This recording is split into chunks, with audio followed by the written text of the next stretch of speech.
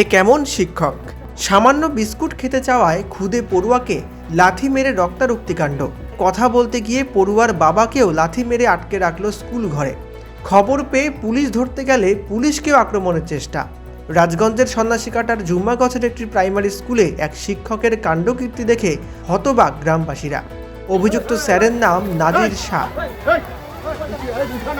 মাস্টারমশাই মাথার সমস্যা, এইভাবে তো ওনাকে স্কুলে রাখা যাবে না।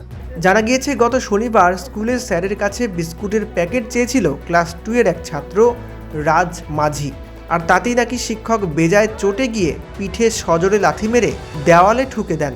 এতে রক্তারক্তি অবস্থা হয় পড়ুয়ার। ক্লাস 2 এর ওই ছাত্র পরে কাঁদতে কাঁদতে বাড়ি গিয়ে পরিবারের লোকেদের জানায় সব কথা। সোমবার স্কুল খুললে পরিবারের লোকেরা স্কুলে আসেন। এরপর সেই শিক্ষকের কাছে ঘটনার নেপথ্যে কী কারণ সেই কথা জিজ্ঞাসা করেন পড়ুয়ার বাবা। প্রশ্ন শুনে ওই শিক্ষক ফের ক্ষেপে ওঠেন। এরপর তিনি রাজের বাবাকে ক্লাসরুমে নিয়ে গিয়ে মারধর করেন বলে অভিযোগ এবং তালা বন্ধ করে ঘরে আটকে রাখেন। সেই অবস্থায় চিৎকার চেঁচামেচি শুনে গ্রামবাসীরা ছুটে এসে ব্যক্তিকে উদ্ধার করেন এবং গোটা ঘটনা শুনে ক্ষিপ্ত হয়ে সকলে মিলে এবার ওই শিক্ষককেই ঘরের দরজা আটকে তালা বন্ধ করে দেন।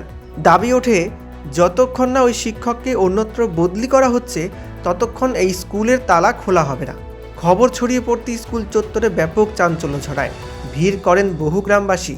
ঘটনাস্থলে রাজগঞ্জ থানার পুলিশ পৌঁছে স্কুলের প্রধান শিক্ষক আক্তার ইসলাম এবং অভিযোগকারী পরিবারের সঙ্গে কথা বলেন। এরপর পুলিশ আটকে রাখা শিক্ষক নাজির শাহকে ঘর থেকে বের করে আনেন। সেই সময় শিক্ষক বলেন তিনি বাথরুমে যাবেন, কিন্তু বাথরুম থেকে বেরিয়েই পুলিশকে আক্রমণ করার চেষ্টা করেন। এক পর্যায়ে পুলিশের সঙ্গেও ধস্তাধস্তি বেঁধে যায়। পরে তাকে গাড়িতে তুলে রাজগঞ্জ থানায় নিয়ে আসা হয়। জানা যায় নাজির শাহ নামের ওই শিক্ষক ফুলবাড়ি 2 নম্বর অঞ্চলের বাসিন্দা।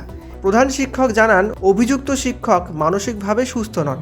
তিনি দীর্ঘদিন ধরেই ভিন রাজ্যে চিকিৎসাধীনও নাকি ছিলেন। তবে সুস্থ না হয়ে তিনি কিভাবে স্কুলে পড়াচ্ছেন সেই নিয়ে কিন্তু প্রশ্ন উঠছে। স্থানীয়দের অভিযোগ, এর আগেও তিনি বহুবার এমন কাণ্ড ঘটিয়েছেন। পিছন দিক দিয়ে বলে লাত মারছে, লাত মারার পরে পুরো ওয়ালের মধ্যে পড়ে গেছে। পড়ে যাওয়ার পরে তো বাচ্চাটা রক্তাক্ত অবস্থা। পরে খুঁজতে আসছে, মাস্টার বলে নুকায় পালায় গেছে বাড়ি। আইসেই দেখতেছি বাচ্চাটার এরকম অবস্থা।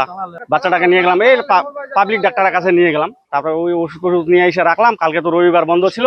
আজকে আইসে আমি ভাবলাম হেড স্যারকে একটু ব্যাপারটা জানাবো।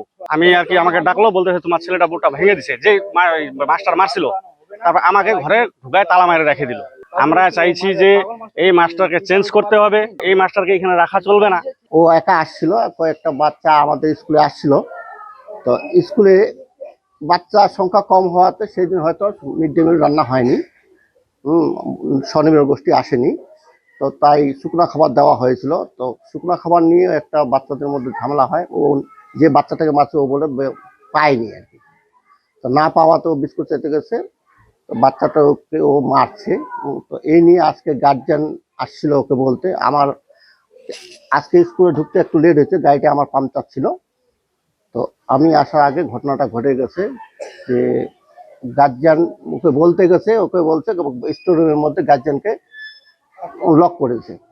হ্যাঁ, তো এই নিয়ে গ্রামবাসী সকলে আসে ওর কাছ থেকে চাবি নিয়ে গার্জিয়ানটাকে বের করছে। এইটুকুই পর্যন্ত আমার জানা। এরপরে কি হয়েছে সেটা এখন সবাই তো আছে, সবাই জানে। তখন আমি ছিলাম না, আমি গত 2025-এর ডিসেম্বরে আসছি। এর আগে কি 1 মাস থাকে না, এটা এর আগে 2-3টা ঘটনা হয়েছে শুনছিলাম, আমারও শোনা। তো আমার সেগুলো জানা নাই। আমি তো ডিসেম্বরে 2025-এর ডিসেম্বরে আসছিলাম। ট্রিটমেন্ট চলতেছে, ব্যাঙ্গালোরে ট্রিটমেন্ট করতেছে। তো মাঝে মাঝে এরকম মাথার সমস্যা হয়।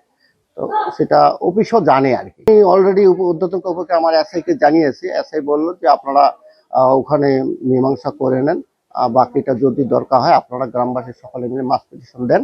ওই স্কুল থেকে আমরা ওই টিচারকে সরিয়ে নিয়ে অন্য কোথাও দিচ্ছি।